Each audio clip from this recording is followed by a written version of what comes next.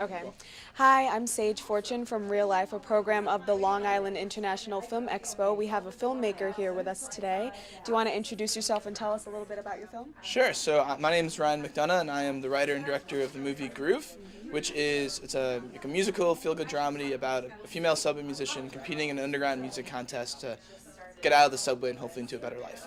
So what inspired you to make that film? So I was traveling every day. I used to take acting classes in the summers in college, and I was traveling uptown every day, and I'd see these musicians, and I thought that was a really interesting world. So I started talking to all the different subway musicians and getting to know their stories.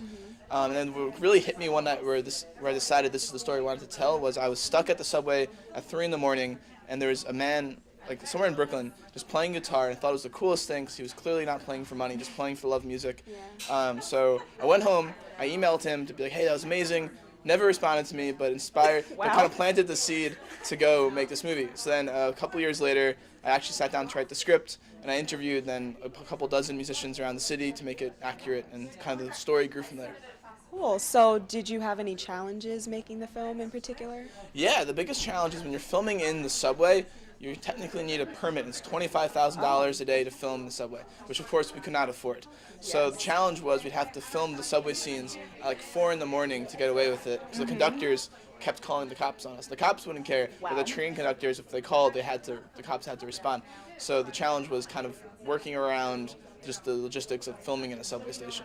Wow, okay. That's kind of rough. Yeah. So did you grow up around that part of New York, or? So I grew up in Rockville Center, which is like the border of Nassau County and Queens. Then my family's from I family in Queens and Staten Island, and so we were a real New York kind of family. So I was always in and out of the different parts of the city.